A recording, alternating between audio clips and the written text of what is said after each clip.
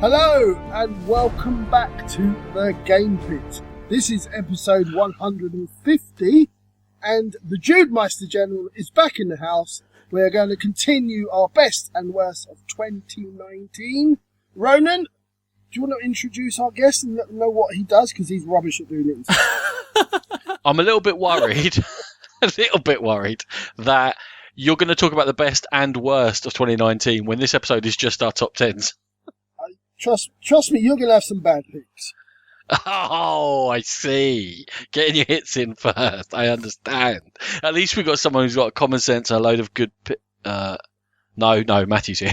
I mean, that's the joy of these lists. Are you going to pick out a particular game company and have a rant about them? No, because I've had... I've had more than one person talk to me and said, man, you really didn't like that company. Are you going to go Renegade? I'm going to go Renegade, boy! Alley Cat Games, let me tell you! That's too soon, man. Too soon.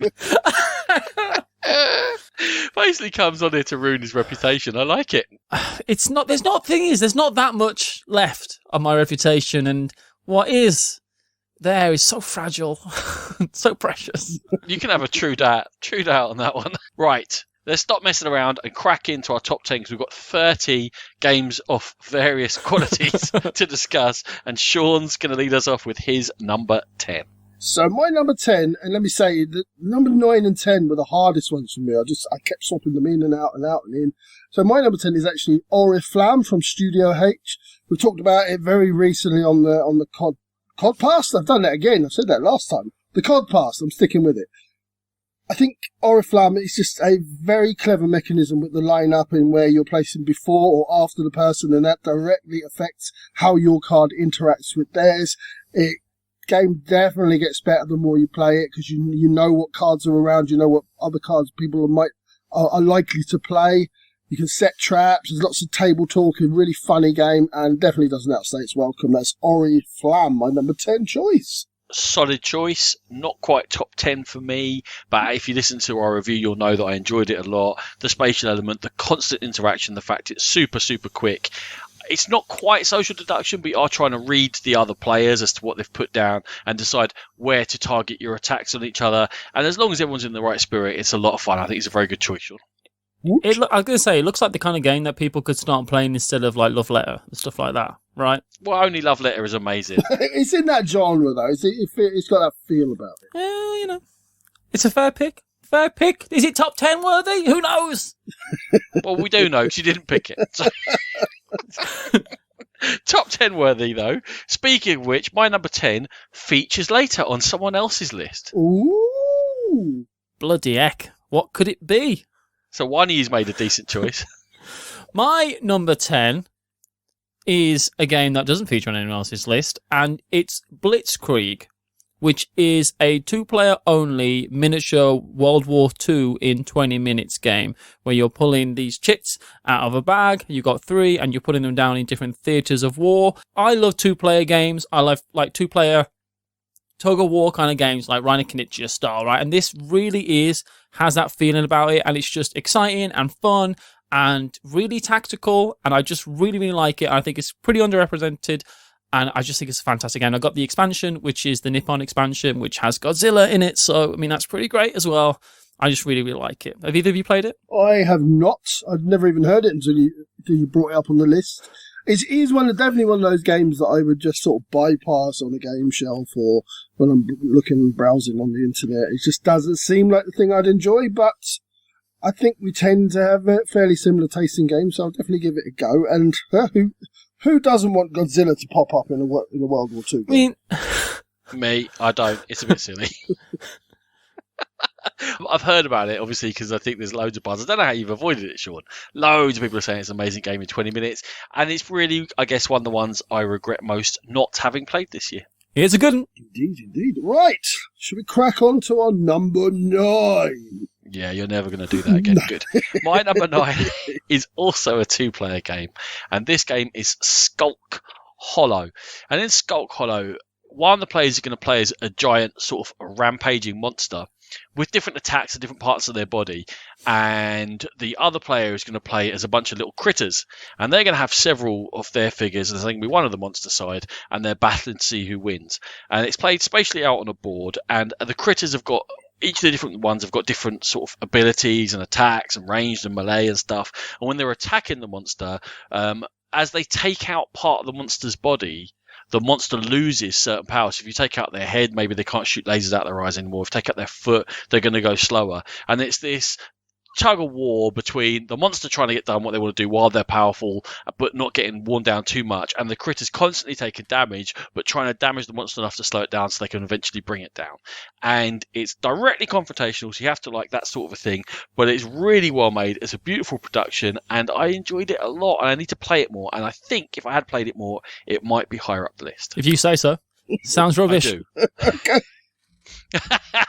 I don't know anything about this one either. Yeah, so I've seen it. It didn't really appeal to me again because I don't like the straight up fighting games. But what does appeal to me, as Radu explained, is the slowly you're chopping down the monster down to size, and I like the way that the thought of that. But I don't really like one-on-one combative games. So yeah, I'll try it, but I wouldn't buy it. All right, my number 9 is Cthulhu Death May Die, which, just saying, doesn't sound like something I would say, but it's just so much fun. And the reason it's lower down on my list is because it's not something I'm going to play loads of, and it's not something I can bring to the table that often, but it's just such a fun game, and it is a bit ridiculous with the minis and everything, in my opinion. But it is the kind of game that you want all that kind of stuff in. I do understand that, even if the things don't fit on the tiles. Anyway, it's fine. But it's a really good game where you're just going around, stopping cultists from getting Cthulhu, and you've got to run around and you're getting all these different abilities, and the more damage you take to your sanity, unfortunately, the better your powers get, and it's just so tense and so exciting. And it's the only of that style of game I have in my collection, and I'm really glad it's in there, because it is nice to have, hey, do you want to play just a straight on, like, Ameritrash game? And it's really good at what it does, and I just was so surprised by it that I'm really happy to have got the chance to play it. So that's my number 9. Either of you played it? Still not managed to play it. It's definitely in my wheelhouse. We talked about it in the last episode. Just got to try and convince Ronan to buy it, or he's got to try and convince me to buy it. So one of us is going to end up with it. I've got it for sale if you're not joking. Can't be that It's going to good. be sure that ends up buying it. It's going to be sure that ends up buying it. Trust me. And then, so I'll reserve my judgment. Like I said last time, I don't have to look into it. He's going to buy it. I know he is. Don't judge. Wait, I mean, we're just so far past that. My number 9 is later on somebody's list. Ooh. Whoa, and now Matthew's going to talk about his number 8, which also featured earlier on one of Ronan's picks. My number 8 is Paris le Cité Lumière. Paris Say le again, Cité say again. Lumière. Which is Paris City of Lights. And it's another 2-player game, and this is by Devere Games. So it looks like a Cosmos 2-player game, because they're kind of like partnered companies. And it's so good. It's a game of like it's a game of 2 halves, isn't it? And it's a game where you've got the first half you're kind of like laying out the board, and the second half you're putting all your stuff down, and it's just, I can't really explain this game very well because it just feels really, really weird. But basically, you got to try and put things next to lights to get points. And it's just such a cool back and forth 2-player game that starts off by being really like, oh, this seems pretty simple. And then you start playing it, and it gives you the option to like, and if you made a mistake, there's things that you can do to stop yourself from making those mistakes. And because it seems so easy, but it becomes so difficult so quickly. And there's a bunch of special powers and a bunch of different ways to score, and it's really, really good. Have either of you played this game, Paris? Yeah. Ronan has, and I'm sure he'll talk about it. Given it's my number 10, It is his number what's 10. the worst question you've ever asked? We just mentioned that 3 listen. times. This is good listening skills, everyone. Of all the Paris games that are either mooted or have come out, Paris New Eden, this, and the Kramer and Kiesling game, Paris, which has just been kickstarted. This was the one I had the least interest, because it's kind of abstracty. Really didn't like it, the thought of it at all, but I'm hearing very good things. We sat down and had a discussion about it with Rachel the other night, and she's a big fan of this one. She really likes it, so yeah, I'm quite keen to give it a go. Don't swim in those waters. True. She's a shark. True.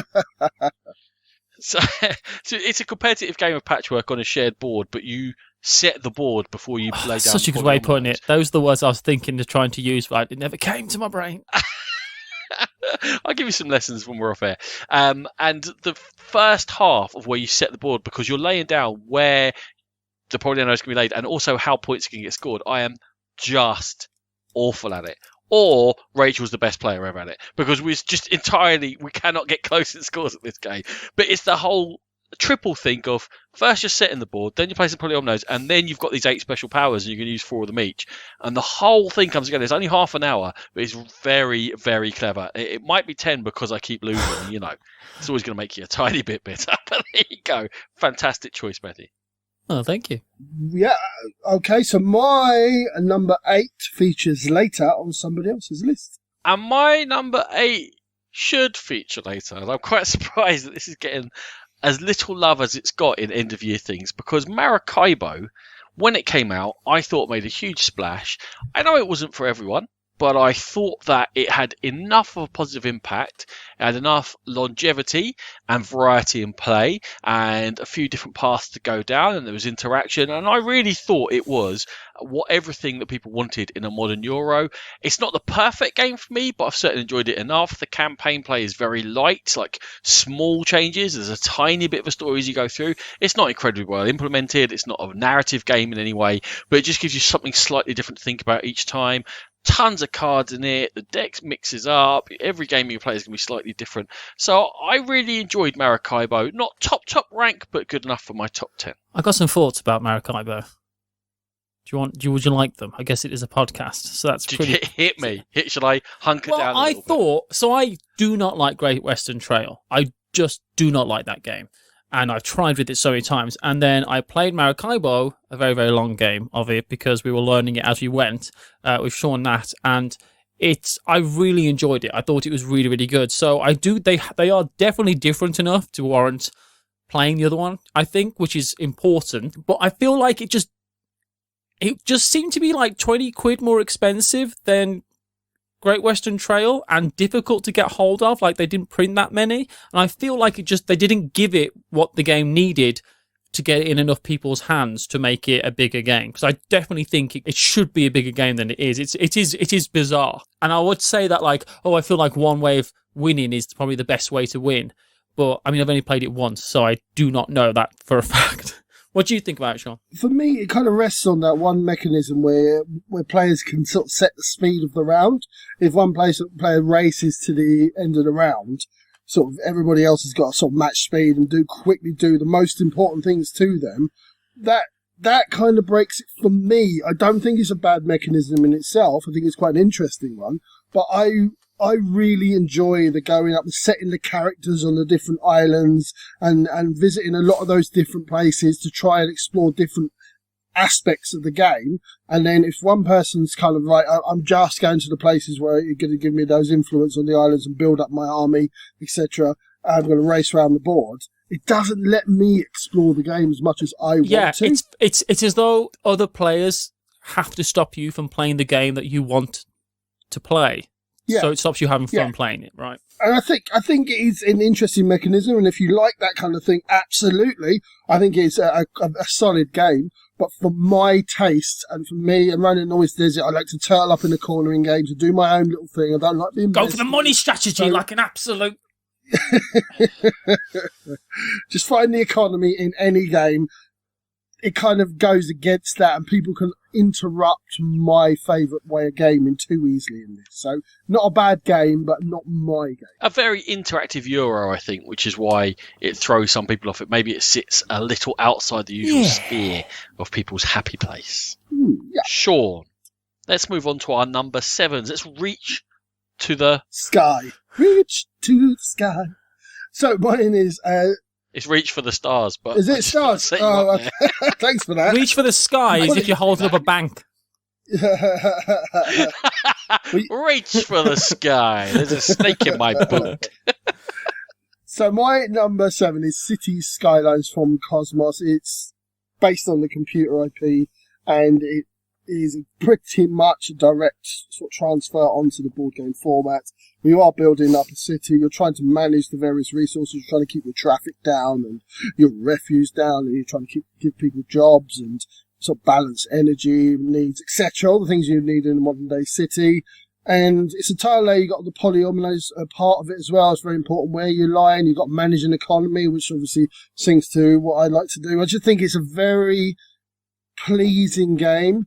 It's a cooperative as well, so it does make you chat a lot about what you're going to do next, and you really do have to have that discussion about where your city's going, and it kind of does it kind of invokes that feeling of how you're actually running this city. And a little bit too easy, we found it, but we didn't throw all of the little modules in, but I just found it a very pleasing game. I've not played this one, and I would like to play it. It does sound like it's up my street, if I'm honest. But because it feels like it might be satisfying, because it's not like too taxing, like quite a relaxed game. I do like, yeah. Yeah, that's the word I was looking for. Yeah, satisfying. Yeah, it sounds a bit too relaxed for me. I'm not sure I can see a hook or a... I think it sounds fine, and I'll happily play it, but it's not something I'm going to bother to seek out, because I like to be challenged a bit more in a co-op. And my number 7 was Sean's number 8, and it is Sierra West, the Old West prospecting themed game from Board and Dice, in which you set up a pyramid of cards, and you are going to be running 2 workers along tracks, having drawn 3 cards and set them up so that you're setting your own tracks with your own actions along there. And you're looking to get the timing right between climbing the mountain to claim cards, claiming resources, converting resources, moving your wagon along a trail. And then there are scenario-specific things you could do, like collect apples or collect mines or deal with robbers. And it's the fact that 4 different scenarios came in the game. It's an interesting Euro, even if you only have one of them, but you get that much variety. There's also the racing out to get the cards. As you get better at it, it gets quicker and it gets tighter, and you're realizing that you really are going to have to think and make everything tight and work together. And the puzzle, even when it's other players' turns, keeps you constantly engaged, as well as the fact you've got the ability to take turns on other players' turns by following along with them a little bit. But it costs you a tiny little thing on your turn. You can't use a building. And it all comes together to me for constant Euro action under 90 minutes. I'm thinking a lot, and I'm enjoying myself a lot. So Sierra West, my number 7. Yeah, Roland, it was my number 8, and I think it's a very, very clever game. I think it was one of those games that felt like a project, but they actually managed to carry off good gameplay in there as well. It was like something like Friedman Freese's 504, was it? That felt like, yeah, it was a project and it kind of worked, but it wasn't fun. But they've managed to actually, but they've managed to pull off the double trick where they've actually made it fun and interesting, and it's just a good game to play. I haven't played all the modules myself, but the first 2 certainly enjoyed them. In fact, the first one I still go back to as my favourite one. So yeah, very big fan of Sierra West. I don't know why I didn't put this on my list, because I absolutely could have, because it is fantastic, and it's one of those only games where you're not waiting for your turn, even though the turns can take a long time to get back to your turn, but you're normally planning for that entire time, and it's just really, really, really good. And the reason it's not on my list is because I just haven't played it anywhere near as much as I would like to have played it, I think. Which is great. Yeah, Sierra West, a double choice, and Matthew should have put it on this. We'll just call it a triple choice. Yeah, we could have. We definitely could have, I think. Okay, this next one, although you're not going to mention what it is, could have been a triple choice as well. There's a bit of foreshadowing. Ooh. Yeah, so do you want to let him say it himself? We on number 6, are we? 7. 7, are we? All right. Number 7. But you're not going to talk about it because it appears later. Yeah, that's what I'm going to say. Okay. Sorry. My number 7 comes up later because it's great. So, moving on. Moving on. Number 6, Ronan, lead us in. We've talked about this a billion, trillion, quadrillion times. So very quickly, Castello Mathoni, the abstracty, control-y area, but also economic game where you're supposed to be merchants of Venice taking over an island. It is unsung, unpraised, and fantastic. That's it. Castello Mathoni, my number 6. Bloody heck, that's a pretty high praise, I'll tell you. I've got up that 5 more times. I'm really trying to think of some words. I get the thesaurus out. This munificent game. Matthew, have you played Castello Mathoni? No, I'm not. It's completely passive eye. I saw it at Essen, and I was going to do a demo of it, but I just never did. And It does look cool, but I just don't know anything about it now. Because if I saw it on the table, I'd go, I know what that game is. But isn't it based on an older game? No idea, Ronan. No, not that I know of. But I always say that to you. You come out of that and I'm like, I don't know, is it? I'm going to double check, maybe. So I'm pretty sure it is. Well, there you go. We're learning. Why is he a professional at this, Ronan? I don't know. Oh, Sean. Oh my God. Not only does it re-implement an old game, guess what it re-implements? Go on. Masons. Masons? It's nothing like Masons. All right, they made Masons decent. Masons is like Sean has been his least favourite game for about 10 years. They've obviously, with Masons, it was just it didn't work, and they've obviously fixed what didn't work about it. It was so long ago, I could barely remember it. But it was like you could get yourself in little holes and traps in Masons, and one player could just walk away with victory. But yeah, they've obviously fixed it. Castello Mathoni, surprisingly, I enjoyed it. I didn't think I was going to, but it's very clever. There's a bit of economy in there, a bit of strategy, a bit of take that, and it all comes together in a nice little bundle. Oh, how lovely.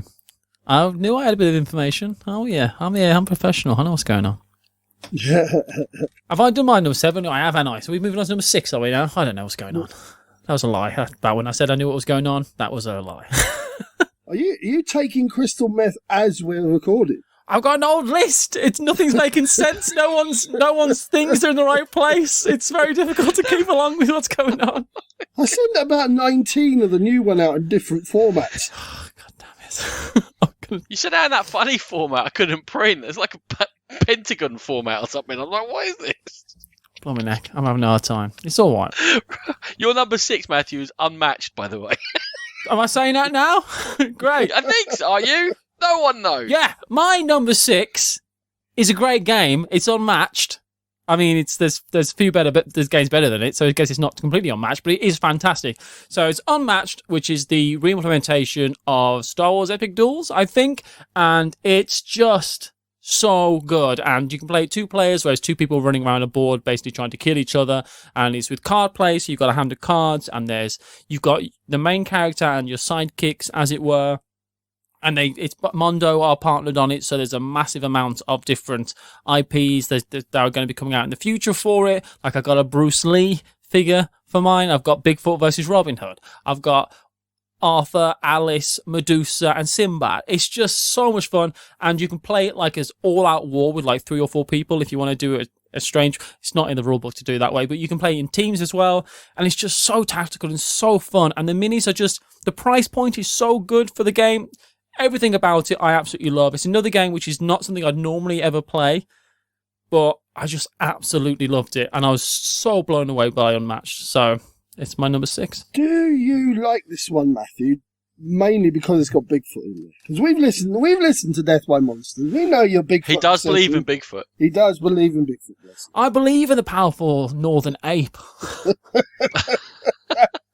That's only since I moved to Dudley. I've seen him. He's by the canal. I just love it. Hairy yet also bald. It's strange. It's a beautiful mix. It's a mix. Okay. Honestly, mate, and I know you keep telling me it's great, but every time someone describes Unmatched to me, I get shivers up my spine going, no, I don't know. This is just silly. Just Bruce Lee against Simba against Majid. I don't want that. I don't know. I'm a horrible person. I just don't want that. Ronan hates fun. It's true. Just hates it. He rejects it at all. It's just the way it is. I just had no fun in my life. Okay, so moving on to my number 6. It is a Clinic Deluxe, because Clinic actually did come out before last year, but it came out in a pizza box with the worst components of any game ever made. So we're not going to count that one.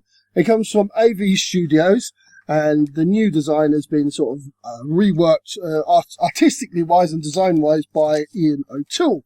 It's so good looking. Sorry, carry on. It's real. Yeah. They've done it proud with the reworking for sure. This game is a massively big brain workout. You got to work on different floors. It has like a 3D aspect to it. The theme, I love the theme. We've talked about it before. I used to like a game called Theme Hospital when I had my old Amiga. I used to play that all the time, and I just loved that hospital theme. I loved it with Dice Hospital, and so that drew me into it. But this game, it all makes sense, but it's all so hurty. Brain hurty is what it is, Ronan.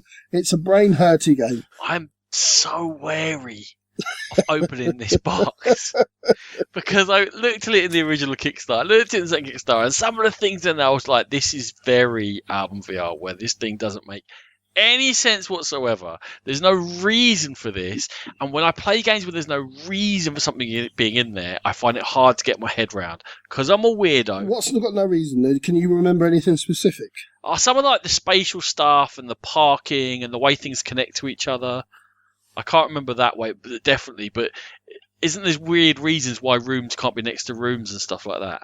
And definitely the parking. There's a little bit of, like, some of the rooms, there's no reason. They just want to split it up because it makes the game harder to play. But exactly. That's a very album VR thing to do. Well, the general reason of the rooms being in certain sort of order is the time element. It takes your doctors to get there. So if you're building sort of a room on top of a room, it's so that your doctor can travel upwards, up the stairs, go into that room quicker, and it's about getting your doctors around the hospital quicker and more efficiently. But doesn't that movement thing only make sense within the mechanisms of the game and not actually spatially? Some of it does and some of it doesn't. That's the thing that's in my head, is like So, Sean's lent it to me, and I'm supposed to be playing it next week. I've scheduled it in. I've taken the plunge. So it's really good, and you do have to schedule it in because it is ridiculous, but it's fantastic. And me and Sean played it. If I got the chance to play this a bunch more times, it definitely probably could have made this list because it's excellent. You just have to get into it, and I found the game, it's intimidating, frankly, but it's really, really good. I do think you should try it. I do think you'll like it. It's great. Album VR games, I've played them, and then there's a couple that I've just made a decision to go, right, I'm going to actually learn this. His 3D City one, where you had to put blocks of each other. So I got into it, and then I was like, right, I actually understand it. I understand how to score points. I'm no longer coming dead last in this. I probably played it like 10 times. And at the end of it, regretted putting that much effort into it because I went, right, I understand this game, but it's such a weird, twisted, strange logic. I don't know why I bothered. With Clint, because you guys love it, I like the theme of that. I'm gonna try, Sean. I'm gonna try. I can only try, Sean. Little story. So when I first bought this in the first version, I asked our friend Steve to pick it up for me because I wasn't going to be at Essen when they were sort of giving out the pre-orders. So Steve went along, picked it up for me, and we arranged to meet in one of the halls. So I see Steve coming, and he's got a big smile on his face. Oh, he's nice, happy to see me. As I get closer, I see he's actually wetting himself laughing. So I'm like, what's wrong with him? I said to his friend. He goes, wait for it. So Steve dips into his bag and pulls out a pizza box. It's all flattened on one side. All the components are dripping out into his bag. And he collapses on the floor as he hands me this thing that I've spent 40 quid on. And luckily you learned your lesson and didn't spend more money on exactly the same game. So that's good. It is a bit of a shame, but Clinic Deluxe is so good. Have you played any of the expansion stuff? Because there's a whole expansion for it. Mate, I can't get my head around the base game yet. There's a lot. I think that's a good thing about that game is if you take the plunge, there's a lot of game there to play. It's great. Okay, moving on to number 5, Matthew. All right. My number 5 is the Taverns of Tiefenthal, which is a word we've all learned to say over the last year. And it's who makes it? What's his name? Really famous board game designer? Wolfgang Vosch. Wolfgang Vosch! He makes it, and it's just... So you have to say it that way. Wolfgang Vosch! Yeah, he doesn't have to be angry. His name is just Wolfgang Vosch. I was saying it as it is. I don't know why you're getting angry about it. So it's a kind of a deck build. It's because I wanted to like Quaxer Quedlinburg a lot. And I liked it. And you do, because it's a really good game. And I liked it, argument. but I just couldn't get to love that game because you could just be absolutely hosed by it, by just bad luck. Whereas this game is it has this kind of like a deck builder because you're trying to upgrade your bar, your tavern, to make it the best tavern in all of the world. And you're trying to do that by buying cards. And as you buy the cards, they go on top of your deck so you know what you're going to be drawing the next round. You're going to go through all of your deck as well so that you can't just keep on drawing 5-1 golds or whatever, like in Dominion, you just go, how does this keep on happening? It just has everything. It just alters everything about Quack's-Quedlinburg and makes it right, even though the games do not feel the same at all. But it's just really fun to upgrade everything in your bar, to make everything a bit better, to get better cards so you can get nobles. And you sit these nobles at the desk, at the bar, and you get bunches of points. And the nobles are all the points, but they clog up your hand. It's just really satisfying, just upgrade, because you're just upgrading stuff all the time. And that feels fun to play, and it feels good. And I would play this game with all the modules all the time. I mean, even for the first play of this game, you can just go all in, because there's not really that much to keep in your mind once you get going with the game. I absolutely love it. I love the way the game looks. Everything about this game I think is fantastic. Taverns of Tiefenthal. I think it's one that's kind of like been forgotten because it was released so early in 2019. I love it. And the next big box game that comes out, like Euro game that he brings out, I'll be getting that as well, because if it's on the back of this, I just love it. I really do. So I did like Quacks of Quedlinburg. So this one was high on my to get list. It was difficult to get in England for a little while, so I ended up getting the German version and printing out the English rules. But that's fine because it's easy enough to do that. So the game itself, I played about 5 or 6 times, and what we found was, after that 4th or 5th game, nothing was changing. It became very evident what upgrade you should go for first. You always want an extra table in your inn, etc., to get that extra patron in. And it also became very predictable, and we could almost tell who had won the game before it finished. If I knew that Nat had got 5 nobles into her hand and I'd got 3, but so my other 2 cards that I picked up didn't have enough points to make up for the noble scoring, I kind of knew Nat was going to win, and there was nothing in the last round maybe I could do to change that. So it all became very predictable, and it was on tracks, so I got rid of it. Not a bad game, but it just became boring for me by the end. Sean, wind your neck in, mate. Jeez. How about you, Aaron? Yeah, he's a wrong one. They're both good. Quacks of Quedlinburg is really good, and this is good. And I haven't played it enough to come up with a fully rounded, gone through all 5 modules and say, right, this is my final opinion on Taverns of Tiefenthal. Now, the fact I've been meaning to do that for months, it's been sitting on my to play more shelf, says something slightly about it. It wasn't that exciting, but the times when I do persuade myself to get it out, I enjoy it a lot. In terms of that being the score has decided we're going the last couple of rounds, there's 9 rounds in the game. It takes just over an hour. You're talking about maybe sitting around for 5 or 10 minutes to run it out to see who wins. It didn't bother me too much. I understand Sean's point, but I still think it's a fine game, Matthew, and a near miss for me. I would say just one last thing about it. I do think one thing that puts it up way higher on my list maybe is just I really do love the way it looks. I like games about bars, and I just think it's really warm and cozy and gives me a good feeling when I play it as well. So that is part of it as well. So maybe I'm slightly biased in its favour because of the theme. You are a raging alcoholic as well. Well, that's what I was trying to say without saying. I've asked you not to say it on it. Oh, Matthew is. You're right. Okay, so my number 5, I know somebody's going to be on board with this one because it features on their list later. Which marries nicely with my number 5 because this featured on your list previously, Sean. What? It was Sean's number 9, and it's my number 5, and it's Isle of Cats. Now, it's a bit funny we're putting this out because we're reviewing it next episode, so you're going to hear a lot more about it. Spoilers, we both like it. Everyone likes it. It's one of those games. I think everybody pretty much likes this game, so it's good. It's really good. It really is. It combines a card draft in which is not punishing, but is interesting because you don't have to keep the cards that you draft, with a polyomino game, but you're drafting those tiles from each other and they cost something, so there's a tiny bit of resource management. Sean literally turned it into a resource management game. I lost horribly. But weirdo. But it was your first game. And also it tells me that all of these mechanisms are quite... If you've played a game with card drafting, with polyominoes, with a bit of resource, you're going to understand this game really quickly. It's very simple to teach. However, if you play your first game against players who have played it before, they will beat you.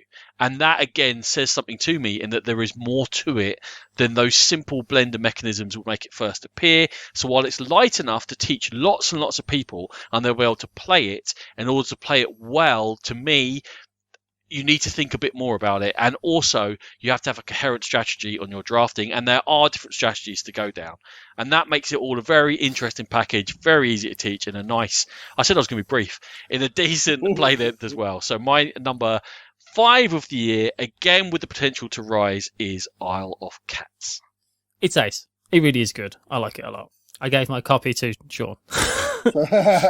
Yes, you did. And I looked at one of the score lines in there, and I can't believe you didn't cheat. And you got like 140 or something. Oh, I absolutely owned one of those games. I was just on fire. I don't think I've broken 80 yet. Well, I'll play you. We'll see what happens. Sean, that really is saying a lot more about you, bud.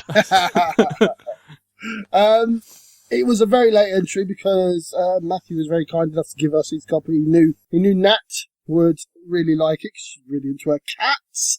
And yeah, it's a very clever blend of mechanisms, thinky but not overwhelming. Like the theme, and yeah, we've had a lot of fun with it. But we will talk about that more in the next episode. So, moving on from there into our top 4, which is a thing people talk about a lot, your top 4. That was a good thing to introduce like that. The famous top 4, they say. Dun, Not dun, another dun. top 4 list. I guess I'm up first, and my number 4 is Draftosaurus, coming from Unkarma Games. Wow. And yeah. And they did things like Crossmaster, Tales of Glory, and Monster Slaughter. I had to look it up because I'd never heard of them before. Even though I didn't own them. Yeah, even though I own Monster Slaughter, I just didn't know who made it. Again, you're owning up to a lot of things this week. I'm not sure you... It's a little look through into the pit and Sean's lack of knowledge. So, Draftosaurus, a really simple game. Who doesn't love little dinosaur meeples? I think it plays a lot of ages. Like my 7-year-old son can play it quite easily, and still myself and Nat really enjoy it. It plays really quickly. If you play the double game, you're talking about 40 minutes, but the single game is only 20 minutes. And I just have a lot of fun. You don't have to switch your head on too much. You're just reacting, rolling with the flow. And I love games about dinosaurs, so it was a obvious choice for me, Draftosaurus. It is way better than it has any right to be for a kid's game about drafting dinosaurs. I can understand why you've put it on there. I think it's probably more a choice because you enjoy it so much with James rather than for the quality of the game itself, which is good, but I don't think it's top 10 worthy. There you go. I will also say it's way better than it deserves to be. It really is a lot of fun, and I do enjoy this game a lot. And I know quite a lot of other people who've said the same thing. They just really like this game for what it is, because it's got a very roll and write feel to it, and it's just, yeah, it really is fun, and it's very charming. So I bought this one for Ronan and his family. I bought it for like the whole family at Christmas. And obviously things went a bit awry at Christmas and we didn't get to play it for ages. But I just thought it was the perfect after dinner Christmas game. Everyone can get involved. You don't have to think too much. You can bring sort of granny and grandma who can come and play it and everyone can enjoy it. I just thought it was the perfect Christmas Day game. So that was one of the reasons I bought it for. And in that, you misjudge my family because it's a drafting game in which we can screw each other over. Okay, so you can have fun tucking each other up. That's the version of fun we enjoy around here. Ruthless fun. Okay. My number 4 appears later in someone else's list. It must be a good game.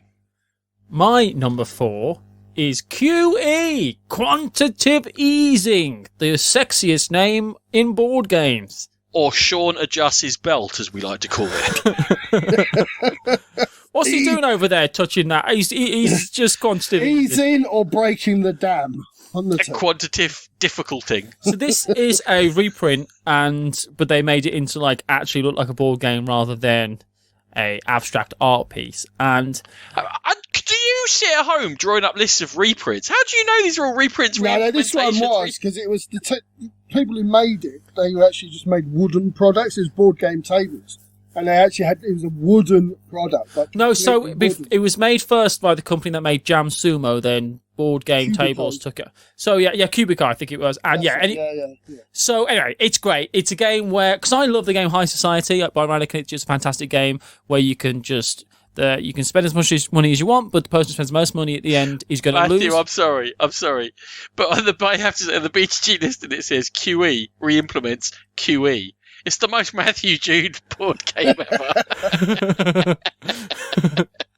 It's really good, and what you're doing is everyone's bidding on tiles. You're basically, in a almost roll and write kind of way, you're filling out a sheet with dry erase markers to try and set collect, and you set collecting by auctions. The only thing with the auctions is that you can bid however much you want. You can bid £1 or you can bid 100 million trillion pounds. But in the end of the game, the person who bids the most money can't win, and you're trying to get tiles to collect sets to get points. But the thing is that the game kind of evolves around the players, and you'll bid 1,000, and then the next person will end up bidding, well, they bid 1,000, I could probably spend 2,000, and the next person's, well, I could probably spend 5,000, and you get tiny bits of information as the game goes on, and it all goes absolutely haywire. Exactly, it's really thematic in that way, and I absolutely love it. It's not a hit with everyone. I played it with some people, and they've just not enjoyed it, but I absolutely think this game's incredible. It's when at the end of the year we go to Gearstones, which is like a board game retreat that we go on. Sean was there last time, and it's really, really fun. And I bought my copy of that, and just there was just a group of people seemed to be playing that game the entire time we were there. It's just really, really fun. It's really good. It's just one of the most interactive, funny, enjoyable experiences that you're going to have in gaming. Yeah. Even just down to the child in you writing the nasty messages. Yeah. So if you're no interest in the bid at all, you just write an abusive message to the person who's taking all the chips in. It's great. And what wonderful game, and there's a game under it as well. It's not just about the interaction and the group experience, and it's just a very clever piece of work. And we've already established how Ronan hates fun, but he also hates presents as well, because I bought this for him and he refuses to play it. And that's only 80% because it annoys you every time you come around and say, have you played that yet? I go, no, next week, mate. Definitely next week. But no, not yet. But next week, Sean. Damn, I've so got this listed. Do play it at the full player count. That's the one thing I would say. I've played at 5 is definitely the best way to play it, in my opinion. There's only 4 people in my family, Matthew. Well, looks like you've got to get busy. I have to burn it, aren't I? Get busy and then wait 8 years for them to grow. At least. Wait, Ronan, you can wait until they re-implement QE with QE again. Oh, imagine if they made QE out of this. They could call it QE2. Get it? Hey! Okay. QE Lewis, QE4. No, I'm stopping there. That's terrible. I know. Okay, so we're going to move on to our number 3. Top 3 time.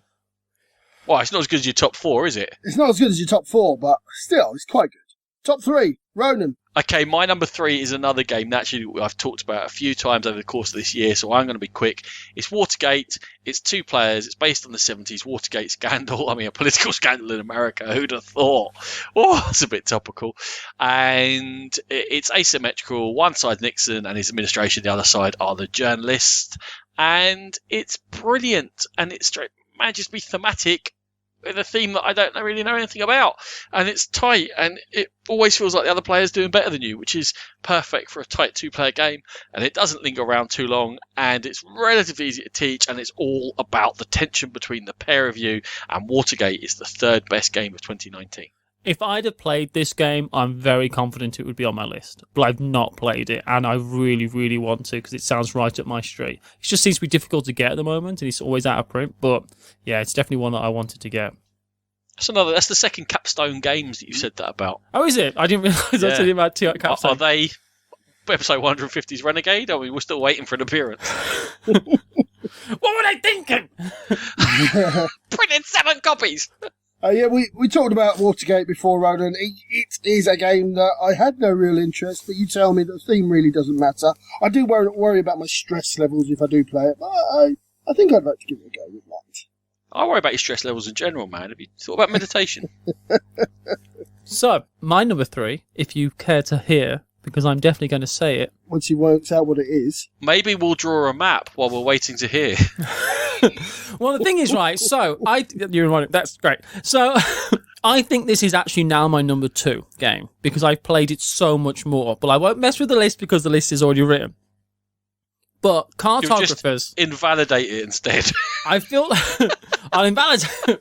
We've all done a pretty good job of that. So my number 3 is cartographers, and I do think it would be my number 2 at this point. It's just so good. I'm not a big roll and write fan. I'm just not. And technically, this is a flip and write game, which is ironic because it's made by the people who make Role Player who do dice games. It doesn't make sense, and that's fine. But it's a game where you're kind of like drawing cards. Everyone puts their cards out. Everyone puts that shape into their board, and you're scoring Isle of Skye style. That's what I said. Eye of Skyle. So you like Skill of Skyle. Sile of Guile. Yeah. Mile of Tile. Isle of Man style, and what you'll have Selena Kyle style. Yeah.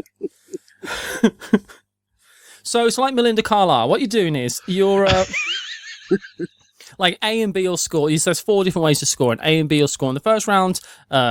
B, A and C, then B and B and B and D, something like that, right? And so you're always trying. I didn't think you could make it more confusing than our 20 Isle of Skye puns, and then you did that. So the scoring changes as the game goes on, and it's just so good. I'm waiting for it. They do, don't they, though? They do, though, don't they? QE, implements QE, well, you score BD. So what happens in cartographers as well is that every now and again there's going to be like an ambush card where monsters are going to come in. So everyone gives their sheet to the person next to them and they put the monster in the worst place possible to ruin your game for you. And that's the kind of thing that would make me go, no, that's a terrible idea. Don't do that. Let's just do the best we can without any interruptions. But because everyone gets to do it, it really does add to the game. And I just can't recommend this enough.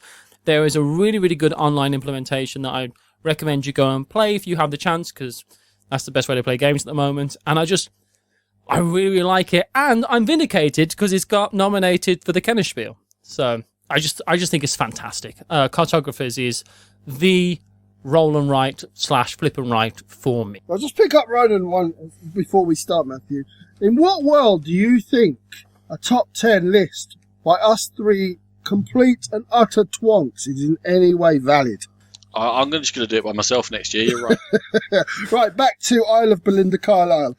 So, is this not set in the role player world, isn't it? It is. Yeah. Yes. Yeah. So that in itself put me completely off because I think role player is a horrific game. You are so wrong. Role player is incredible. Role player is so good. Role player is terrible. Awful. You're both wrong. How do you both feel about Sagrada? Like it, love it. It's okay. I love both those games. Role player is incredible. Absolutely fantastic game. Role player dull as ditch water, mitigated to there's just no interest. I'm so angry right now. Good. Feed me your anger. I do think you'd like cartographers. Give it a go. I mean, I'm going to be buying it when it comes back in print, which I'm going to imagine they're going to print the arse out of it because they're just going to, because it's been nominated for an award. So I'm going to get it as soon as I can. It's just so fun. I would absolutely love it. I'll definitely give it a go with you, Matthew. No, not with me. You're not playing it with me, mate. So when you're trying to draw the map in this, are you trying to make a little piece of heaven on earth? Ooh, baby. Do you know what it's worth? Not much. To be honest with you, it's quite cheap. Just check. I've sent you the link. Yeah, it's a roll back. Well, now see, I didn't think not flip and rights, but I've been playing Welcome to, and we're reviewing that next episode as well. So I'll stop going any further, other than saying it might have changed my mind on flip and rights. Oh, let me tell you quickly. Yeah. Go download the Settlers of Imperial Settlers app. It's great. That's enough. Get out. It's good. Right, so Rhoda's definitely made his circle in the sand there. So I'm going to move on, and I'm going... That's it. That's the only 2 songs of hers that exist. That's it, yeah, that's it. I'm done. I'm out. So obviously I am, between the lot of us, I'm the only sort of corporate shill or gaming mark amongst us, because I'm the only one who picked probably the biggest winner of this year in every other top 10 or gaming awards. It's Wingspan from Stonemaier Games. I've not heard of it. What's it about? No, never heard of it. I almost didn't put it in because I'm getting really bored with Stonemaier Games at the moment. It's about Mark Spitz. Yeah, that's what it is. There's a niche joke. Carry on. It was about Mark Spitz. You're just picking names out of the ether now. Don't make me explain it. But there's like 4 people listening that are going to laugh at that joke. Move on. So, it's about John Wayne Bobbitt. Wow! Nice Tower Network. I think it's just a great 2-player game. As myself and Nat play it. We've got it down to 30 minutes. Really doesn't outstay its welcome. The theme, I like the way the birds tie in with the theme. I think it's bringing new people into the gaming sphere and introducing new people to our love, what we love doing. And I think it's a really good, accessible game, and I thoroughly enjoy playing it. That's Wingspan. It's a pint of shandy. It's fine to on a hot day, if you don't really fancy having a drink or you're driving, knock one back quick, you're done in half an hour, get out of there. You're not really going to remember that pint of shandy, are you? You're not going to be on it for the 10 hours that you're having a sesh. It's perfectly fine. And I've said it before that if this is the game that is the latest one to be a breakthrough and mainstream and spread what we would consider proper, gaming mechanisms, then I am very happy that it is doing it, because it is absolutely wonderfully produced, and not just in the looks but in the usability. It's a fantastic introduction into what would be considered heavier games to the general populace, and I'm very happy that this has made a big breakthrough. I just don't need to play it. But I will. It's fine. It's just fine for me. I do really like Wingspan, and if I'm being honest with myself, it definitely could have made my top 10, I think. And I kind of wanted to bring a few games in that just don't get talked about quite as much as Wingspan. I think that's why it didn't make the list, because I'm a bit sick of hearing about it, if I'm honest. Matthew Jude finding 7 ways to invalidate our top 10 list. It's already invalid, so why not? Well, I will say, it's just, if someone says, do you want to play Wingspan, I'm never going to be like, no, why would I want to? It is a really fun little game, and I do like it. But I do think it works really well as a 2-player game, because you can play it at like a filler game length. It's like half an hour game at 2 players. If you're saying the best thing about a game is I can get it through it quickly, is it that good a game? I think if this game was much longer, then it wouldn't bear repeat plays. That was the negative side of it. But the positive that gets given for it is almost not a positive. It's a neutral. You can get through it quickly. Okay. Well, it's like love. It's like the act of lovemaking, right? Let's talk about it later. Wingspan actually starts. After half an hour, is anyone still having fun? It's difficult to say at that point, isn't it? Half an hour? Ask that question. I'm at work, dressed. No, I think Wingspan's great, and I think it gets a lot of slack where it's not deserved, and I think it gets a lot of slack for all the wrong reasons as well, because it's a quality game. I think you're right. I think there is a bit of snobbery around Wingspan. Big time. A lot of people I can hear you. Just... No, you give it props for what you think it's due. You don't say it's a bad game, but there are people out there who just say it's a bad game, and it's just not. It's a well put together game. It looks beautiful. It plays well. It makes sense. I mean, it's a terrible game. It might not be to your taste, but it's just not a terrible game. And anyone who says it is a snob, whether they care to admit it or not. Oh, deep. Okay. Deep. Oh, yeah, but I actually found myself agreeing with you there, which is a shame. Matthew, you're number 2, which cannot be spoken of. There we go. That's it. That's everything you need to know. Brilliant. Sean, number 2. So my number 2 featured earlier on Matthew's list, and I was quite surprised that it didn't feature on Roland's list. So it is Hodari from Hans Unglück and Z-Man.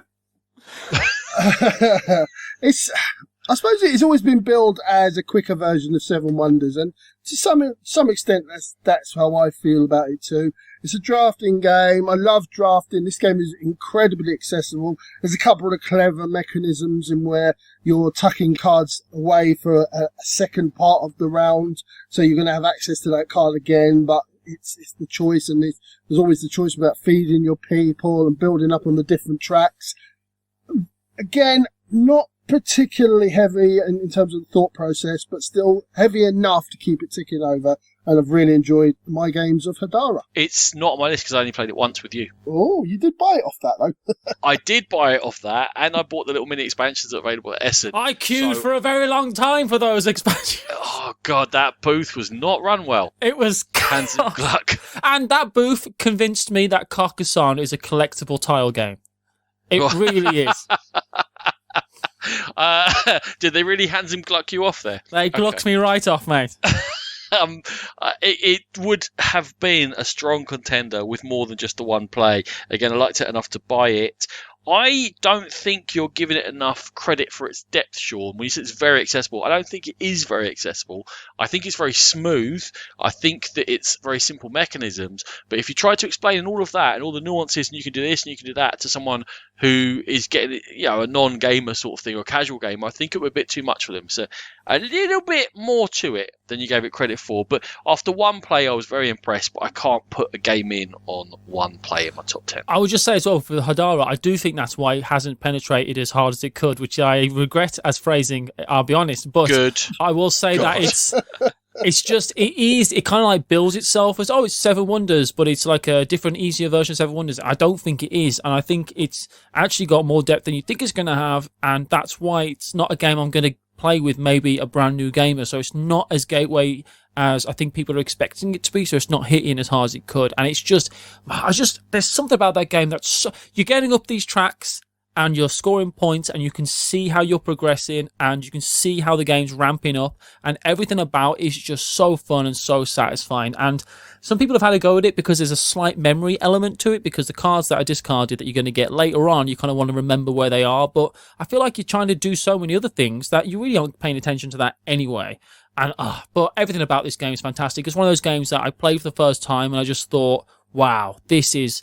You get that feeling sometimes after you play a game that you just go, yes, I found a game that I can really enjoy. And that's what I got from this. I just absolutely loved it. I loved it enough to queue for a very long time. It's difficult to penetrate deeply if you're not Hodari enough. I think myself and Roland both bought this off of one play, so that tells you how immediately appealing it is. Yeah, because that one play I played with you.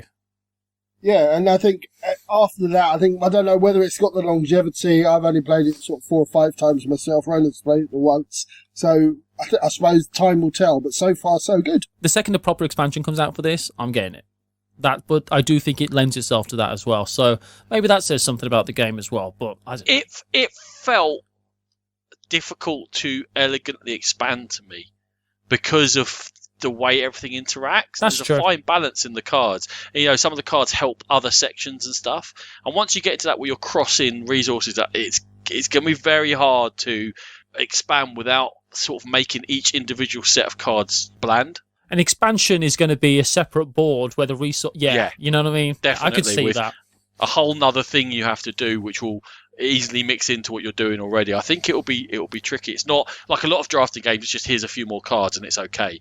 This one, I'm not so sure that would work. On the plus side, it's not made by Renegade Games, so it might get an expansion. Or Capstone Games, so they might print enough. That's true.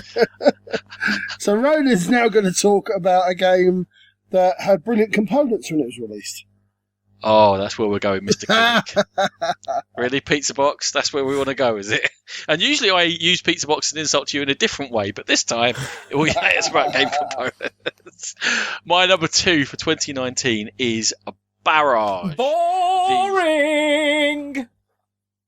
Carry on. Tell us all about it. I'll tell you how I think. I'm not the best podcaster in the world, but that sort of instant feedback is just... I don't need it, all right? This is hard enough to do.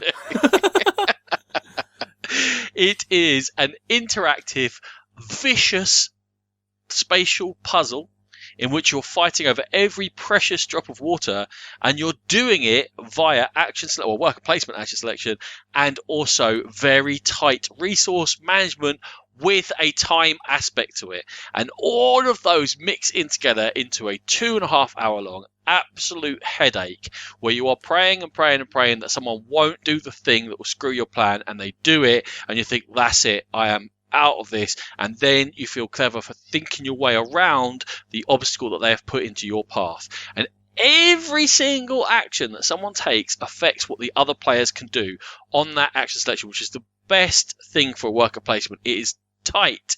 It is mean. You need to be thinking and planning, yet flexible. It is everything that I love in Euros, and it's a fabulous game, only beaten out by another very fabulous game. So it's my number 2 for 2019. It's Barrage. Let the hate begin. I've not played it. It looks fine to me. I'll be interested in playing it. I'll be well up for playing it. Let's play it. Let's do it. Sounds good. It probably is. It sounds like it's the game that might be just slightly too out of my... I don't know, just something that if you have to have massive long-term strategy in a game, I can sometimes get overwhelmed if I'm playing it with a bunch of people who played that game before. Yeah, no, so you can't. You can't go because other people will build. So you have to have a strategy that you're able to then adapt. And if someone puts something in a certain place, you then have to be able to go, all right, okay. Because the resources you collect are not specific to what you're trying to do. You have generic resources. You will be able to use them for something. It's the timing of when you use them and what you use them for. You have to make sure that you're setting yourself up somehow to score points with what you're doing. I'm sold. I'll play this. Why not? Sounds good. So it's a game in where you have to be sort of tactically aware about spatial awareness. I'm terrible at spatial awareness. It's very, very mean. So with those two together, I'm already on the way out. I would then need the theme to bring me back in. The theme is tedious. Its theme is pushing me further out the door. I am not interested in this game at all. It looks boring. It sounds awful. It sounds exactly the opposite of what I like in a game. So I actively do not want to ever play this game. Oh, now I've been sold now. I never want to play it either. I am 80% convinced that this is one of those games which is out of your wheelhouse, Sean, where the description you wouldn't like and then the play of it, because it's so focused on clever use of your economy and resource, that I think you would enjoy it, actually. But there you go. I could be wrong. I've been wrong before. I'll be wrong again. Oh, boy, how's that true? More often. So far, you've been wrong 9 times this episode. Well, I have, yeah, obviously. And so, yeah, it just didn't appeal to me. I looked at the Kickstarter and I heard all the buzz about it and I wanted to. I had that sort of the FOMO, and even that didn't get me sort of clicking the button on this, so it just didn't appeal to me at all. And if ever there was an easy mark. Exactly.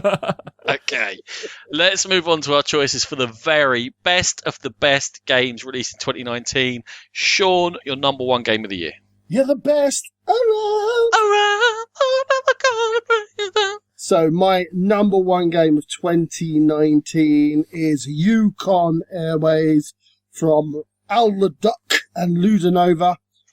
Let's start. I love the look of this game. I think it's a beautiful looking game. And I'll also say this featured as Matthew's number 2 pick. Yep. So we start at the departure gates, the mechanism in the departure gates where you're drafting dice. Very interesting. Your choices already. Then you've got to the delivering aspect of it. You're trying to beat other people to the punch. You're making sure that you're delivering the right colour dice to the right areas. You've got to worry about your fuel. You've got to worry about where you've been, where you're going to. Very, very lots to think about. I then go on to the theming of the game. As we've talked about many times, this was a labour of love. The guy's grandfather or father worked as part of the Yukon Airways, and he's poured his heart and soul into that, and it tells. I think it combines a mind workout with a fun and engaging game, and I really, really have enjoyed every play of Yukon Airways. Slight concern about whether sort of 10 plays down the road it will become very samey and it doesn't change enough, but so far so good with Yukon Airways. It's blooming brilliant. I absolutely love it. It just looks so nice. It's everything I wanted from that kind of game. I like the dice drafting. I like how you're just trying to break the rules of the game, the entire game. And I just buy all these bonuses that you go and you can't go for everything. And it's fantastic. My number 1 game of 2018 was Castell. And this feels like a spiritual successor to that game in many ways, because it's got the same it's got the same feeling puzzle, even though it's a very different puzzle, and it's very much a puzzle that you're trying to solve, and it's absolutely fantastic, and I just think I really would highly recommend people give this one a go. I can't really quite place my thoughts about why I love this game so much, but I do absolutely love it. It's just so good. It's a fine game, yes. For me, top 20, I didn't love it as much as you guys, and I think Nat did. It's a lovely puzzle. I felt like it would go down the same path again and again. And that was it. That's the only thing that takes it away, where I wasn't really vying too much with the other players. I was kind of just doing my own thing, upgrading my own thing and moving on. So but a very fine game. I don't want to diss it. Not quite top 10 for me. I think the player interaction in this game is actually really high, because you're going to get bonuses by grabbing the same passengers of the same colour, and everyone has the option to go and get those passengers, or drop off people at those cities, right? I just think the player interaction of it is massive, and I really, really enjoyed that battle and looking at what other people are doing and how, because there's so many different options and combos of rules that you can break and powers and bonuses that you can get. That I do think it has more longevity, but I do see that, play it 20 times and maybe you've done all the different strategies, but there's not many games I've played that many times, if I'm perfectly honest, I think sometimes the player interaction kind of goes unnoticed in that you're watching what the other players are doing. And you're trying just to work the dice out... draft. Just the dice draft is massive player interaction. Yeah. But you're trying to work out what colour are they going to go for, right? They've got this amount of fuel coming their way. What island or what part of the Yukon can they actually reach? So, therefore, are they going to be looking for those pink dice to go and pick up some pink passengers? Or are they going to go for the green ones? And then you're kind of working that out. And if you work it out successfully, you don't have that interaction physically because they've taken the pink. Okay, I've already worked out I want the green and I'm going to somewhere different to you. So it looks like you haven't really interacted, but kind of away from the board you have. Like in a massive mind game. Are you ever going to draft to stop someone else ahead of what's best for you? Because that is player interaction where there's actually a decision to make. What you're talking about is, I want to go first in turn order because I want the pinks before he does. Well, no, because, I played the whole game. Actually, no, I did play a whole game with Sean specifically where I just spent the entire game going first. And that didn't help me as much because there's so much effort and resources you have to put in. There's so much negativity of just keep on going first. I think you're proving my point a little bit there. No, I'm not. What I'm saying is when it gets to my turn to draft, I don't care what you want. I'm setting myself up to get same sets of dice to go where's left. Like I look and say, Sean's ahead of me. He's going that way. Right, I'll go this way and take these greens. We're not interacting. You're choosing a plan. I'm choosing a different plan. I think when after repeated plays, I think the clever play comes in. Right, Ronan wants to get to one of the really far islands and score big points. Right, to do that and to score the maximum amount of points, he's going to need 2 blue dice or a blue dice. So therefore, if I take the blue dice, yes, I might lose out on a point, but he's going to lose out on 4 or 5. So therefore, I'll take those blue dice, make it harder for him to get to them. He'll have to spend a load of money or a load of resources to now try and get blue dice if they're available at all to him. So I think that's when it does become interactive. So that goes back to my first question: would you ever draft to stop someone else ahead of your own plan? Yes, occasionally. Nutter. Okay. Because there's a temptation, right? There's a massive temptation to go to the furthest out places because you get massive, massive rewards for doing so. For doing the biggest moves, there's massive point rewards for doing that. And I think that temptation is too much to just settle for second best all the time. So it does kind of ease you and force you into that kind of interaction as well. And towards the end of the game, your options become limited, so you are going to be competing directly. At the end, if you aren't competing for those big moves, you're going to lose anyway, so you might as well try, and that means you're going to interact more than you might think you were going into the game. I feel like that point made sense, and I feel like it was good. Stand by it, Matthew. Stand by that bad boy. I'm going to move on to my number one. And the thing is, go on. Bloody renegade! My number one is the game I was singing the praises of a couple of episodes ago, so it may not be any surprise. It's King's Dilemma. The game in which you're playing over several scenarios. It's a legacy type game in which you are a noble family in a medievalish setting in a fantasy world.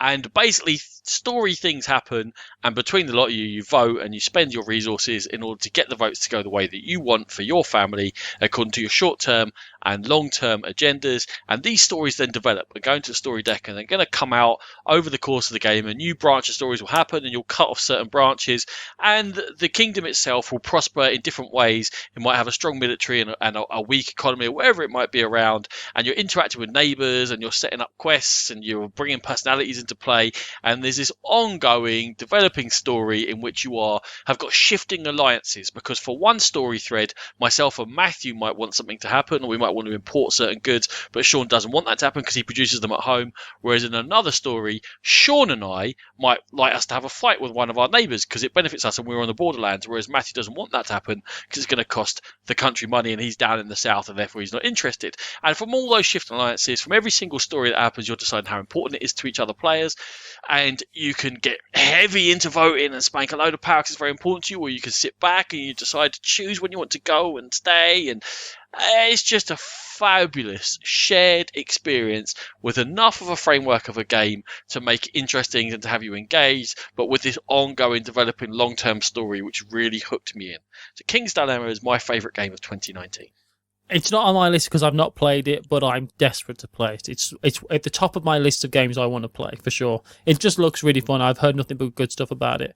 And even though you like it, I do think it probably is a good game. So, I mean, I'm very excited about it. I am all over this one. I really want to play it. I haven't played it, obviously. Otherwise, I think it would be right up there, possibly as my number one, because I like the sound of it and I've enjoyed every report that's come back about this game. I own it. I'm hoping when this lockdown finishes that Matthew's going to come round. Maybe we can persuade Ronan to come up for a weekend and we'll just crack into a few games of this back to back. So be it. I know it's not going to be the best with 3 players, but if we need to, just myself and Nat and Matthew can play it. But at some stage soon, we're going to play this one, Matthew, and I think we're going to have a great time with it. Yeah, I'm super excited about it. It's going to be great. I think you should book Rachel and I an overnight bed for it because she loves it as well. So we can make that a weekend, mate. Cool. We'll make that a weekend. We'll have a King's Dilemma weekend. I'm really actually so excited about that idea. It seems like such a great idea because it's out of stock everywhere. Why aren't people printing games? You'd think there was world events happening. We'll take turns slagging that with Matthew as our bed toy. So, my number one, because I believe it's time for the last game on the list. I will say what's very interesting is that Cartographers has been mentioned, King's Dilemma, and now my number one, which is The Crew, which is not only the best game of 2019, it's my favourite game of all time now. I absolutely think The Crew is just the best game ever, but all 3 of those games are for the Kennerspiel, so I've never agreed with the Spiel des Jahres awards so much as I have this year. I really do agree with those awards this year massively.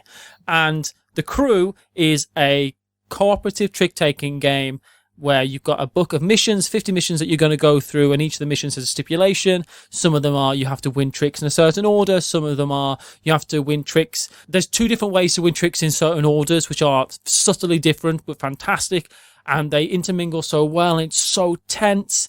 It's everything I love about just playing games with my friends. When I play games with my friends, it's because it's just such a shared enjoyment of winning. And we've been playing it at 5-player online, and the game is harder at 5 players because the stipulations are just harder because you've got less cards that you are in control of.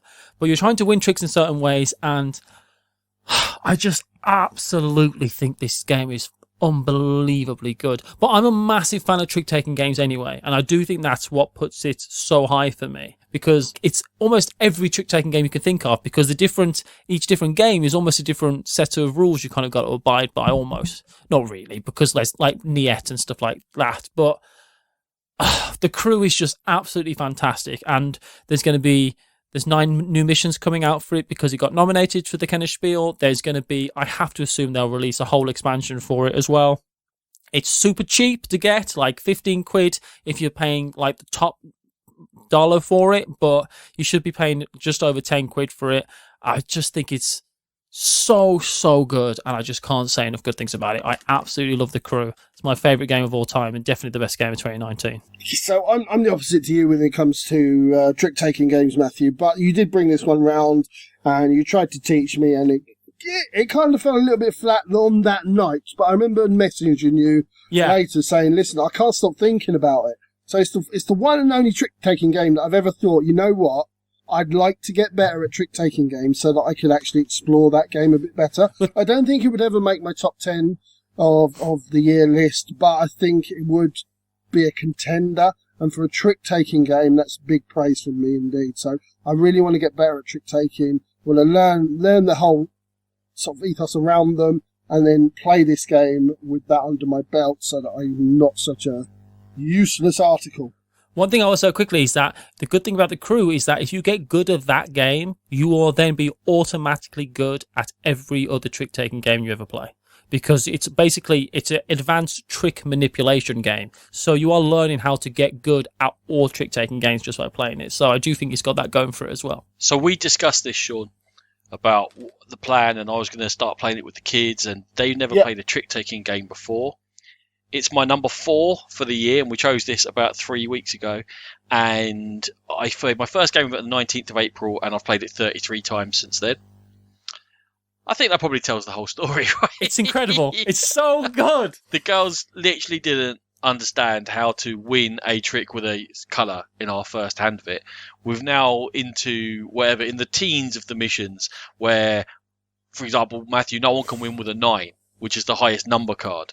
And we're having to think our way around that, and how do we do that, and how can we use rockets, and okay, so they're understanding if someone runs out of greens, because you play lead with a green and they play not a green, okay, that's a way to get rid of cards and things like that. So you can literally see them learning how to play a trick taker as we play. And I'm learning because I was terrible at trick takers.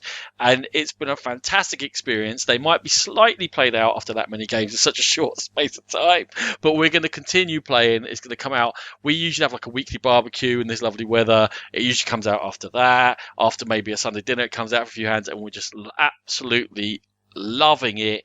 It probably would have moved up to number 3 if we chose this now and jumped over Watergate.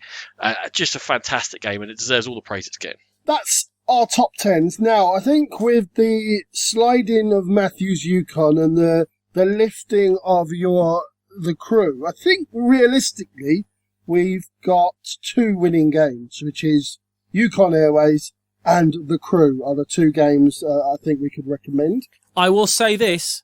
I think eventually the ultimate winner of this list might end up being the King's Dilemma. But we've got no way of saying that now. Well, we have, because I chose it. So we can just say Ronan chose it, so that should be there. I think some of the also rans, the honourable mentions are QE, Isle of Cats and Hodari. Yeah. All featured on multiple lists. So, but I think definitely The Crew and Yukon Airways are the 2 winners. One more in there, because Matthew forgot to put it in, and when we mentioned it, he said he should have. Sierra West. I was just going to say Sierra West probably could have made it on there as well. Fair Yeah. enough. So that would be our 6 or 7 joint recommendations, and that would be that's a pretty solid collection of games, right? I think if anyone says that 2019 wasn't a great year for games, they're wrong. I just think 2019 was such a good year for games. I think it was a solid year. You took the words right out of my mouth. I was going to say rock solid because I'm more poetic than you, but whatever. Obviously. So, yeah, thank you. Fantastic. Most of your choices were okay. Matthew? I was going to say the one game that I didn't get to talk about because I've not played it, but I think it will probably make the list is Mandala, which is a 2-player card game. But, I just wanted to say the word Mandala for everyone because it's a great game. Anyway, go on. You can... I've heard it mentioned. Yeah. Anything else you think, Sean, you would like to have played or anything exciting like that? The one that dropped out on my list was Circadians because I'd only played it the one time. I think that might be a really good game. It is a good game. Certainly enjoyed my one game of it. But I'd need to explore it a little bit more. Okay, lovely. Matthew, anything else to add? No, I think we're done. We're done here. So Matthew, would you like to tell everybody who you are and where you do it? I'll say one of those things. Well, I will say thank you for having me on for 2 episodes. It's been a lot of fun, and I expect to be invited back next year. Just saying. So there, and because I feel like I had a certain level of respect to this list. So, je ne sais quoi. Well, I wasn't going to say je ne sais quoi, but I was going to say Paris le set lumière, maybe. I don't know what je ne sais quoi is. Bonnet de douche. If you don't know what it is, mate, you ain't got it. Let me tell you. Easy, Rodney. So I feel that it's been fun. So yeah, I'm Matthew Jude. I do This Game's Broken, which is a board game panel show. A bunch of idiots given a bunch of idiotic things to do. It's just a stupid board game podcast with almost zero information, but, it's got a lot of jokes. I do a paranormal podcast called Death by Monsters, which is about monsters, mysteries, and the unknown. I do that with Paula Deming and Nick Murphy, and it's a lot of fun. They're both board gamery people, but it's got nothing to do with board games. I do some videos on Watch It Played channel, and I stream with Gen Con on Twitch. That's all the board game related things I do for now. I've got an important meeting this week. Will it be something new? Who knows? Ooh, best of luck, best of luck. Sean, can I be weird and throw something in here quick? Go for it. I've bothered to look up the top 10 2019 games ranked on BGG. Ooh, let's talk about it. Yeah. Well, Yukon's going to be nowhere near that. No, mate. Wingspan, Okay, number ready? 1. Number 10. Let's start with number 10. No spoilers. The Crew. That's fair. Overall, I think that's fair for everyone. Should be higher. Number 9, Tainted Grail, which we are going to review in 2 episodes' time. Suckers! Mhm. Although my friends bought it, so I probably will be playing a campaign of this at some point. Number 8, fantastic choice, Barrage. Ooh. I just if it's too mean, I don't think I'll like it, but I do want to play it. You play with me, you don't like me, so you won't worry about being me. That's so true. That's so true. If I'm Then it's playing even it, more frustrating when you're mean. if I'm playing at your house, I will be so happy to be mean because Yeah, I hate you too. Okay. Number 7 is Clank Legacy Acquisitions Incorporated. I was just about to start playing this with Puria owns it, and he set up a game with myself and Rachel. I think someone else. We were all set up, and freaking lockdown happened, and he had a baby and got a puppy. The idiot. One thing I've heard about this is that it's a good game, but the narrative part of it takes too long. You have to read. There's a lot of joint reading and stuff, but I mean, Clank's not for me anyway, but I do know some people who absolutely thought this was fantastic. But I do know some people who thought they love Clank and they like the game, but even for them, the narrative side of this game was just too relentless almost. It has got by far the best average rating, but with just fewer voters. Yeah. It's that and then Tainted Grail. So number 6, I'm a little bit surprised it didn't get mentioned anyway, Res Arcana. Yeah, it's a funny one, Rezzicana, because it's a very clever game, and it's definitely a good game, but it doesn't stick in the mind. I was just going to say the same reason. thing. I played it and it just didn't have any impact on me at all. But I didn't dislike the game. I just didn't. It was just, this is fine, right? I liked it quite a lot because it was clever, and then you realise that actually only playing 3 or 4 cards is often your best thing, and that to play very, very narrow is how you're going to score points and make it a race, and that made it slightly less interesting for me. But there you go. Yeah. Okay, number 5, another great choice, Maracaibo. The gamers love it. The gamers, they love it, don't they? The gamers. Yeah. Okay, number 4, controversial. Sean, over to you. Paladins of the West Kingdom. Ooh, almost a good game. Rubbish scoring. Emperor's New Clothes. Okay, good. I like it. Number 3 is the game that I said last year I was guaranteed that would be my number 1 game. And it, well, there's reasons, but Lord of the Rings, Journeys in Middle-earth. Now, I haven't had a proper run at it, but the first 2 scenarios are just really long tutorials. And not only that, they're a bit tight, and they've got that descent thing, Sean, of really rushing you. Like, you get to the end and suddenly things just start flying out. So you've got this world, and it feels very Tolkien-esque to be able to explore and maybe have puzzles and think about things. It's not. It's actually, you've got to get this done quickly or the game's going to start punching you. The thing I've heard about this is that the people who love Lord of the Rings love it, but it's not for people who don't like Lord of the Rings. You know what I mean? You've got to really be invested in the theme. I heard the opposite, genuinely. Oh, really? Wow. Yeah, because it doesn't feel Lord of the Ringsy. It just feels like a generic dungeon crawl. It hasn't got that whatever makes... Lord of the Rings is a long old book, right? It takes its time, it's long-winded, it's got a lot of descriptions, and this feels like a race, which doesn't necessarily fit in. That's true. That's interesting. Okay, I don't know. I'm going to play it more. We are going to talk about it more, but I've only played it a couple of times. Number 2, Matthew, number 2. Now, this was in my top 10 and out my top 10, and it's Marvel Champions. I suspected this would be, I thought this might be number 2, because if Wingspan wasn't around, it would be number 1. It's just, the thing with Marvel Champions, if it was, like I said before, if it was any other theme, no one would care about it. But again, very accessible. I think that makes it, again, something that's people can just pick up and just dive straight into.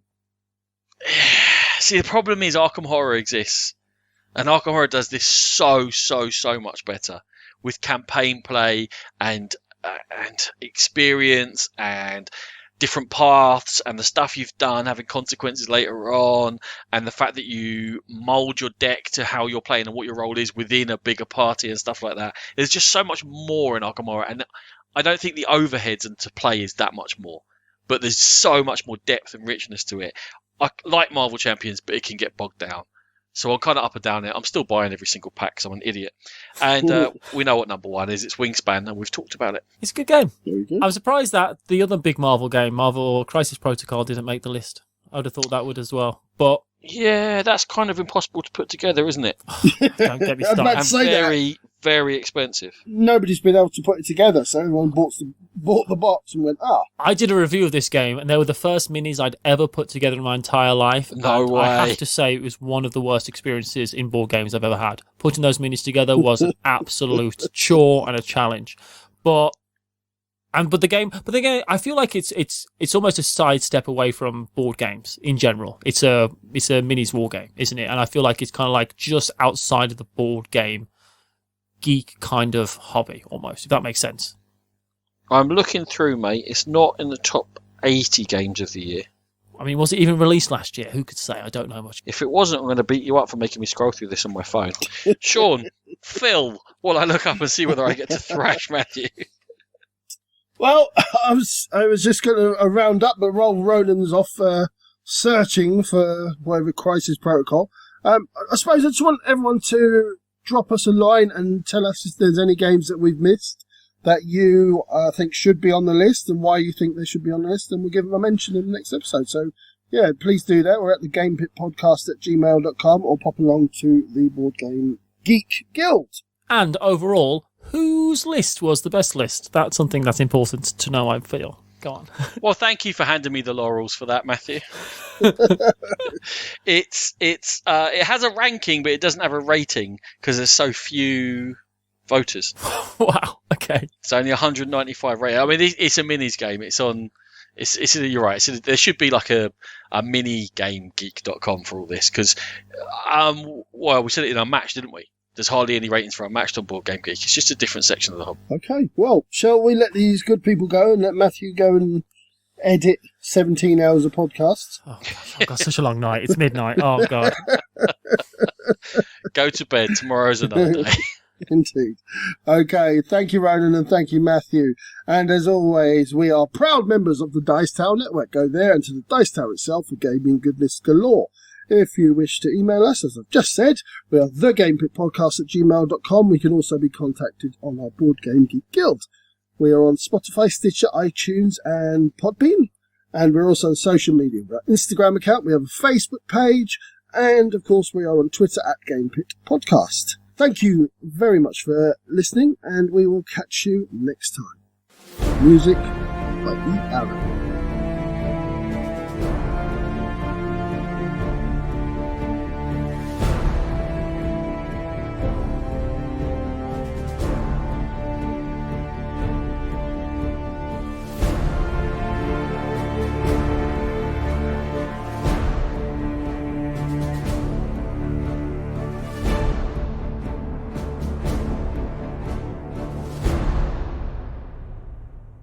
Boy, boy, boy, boy, boy, boy, boy, boy, boy, boy.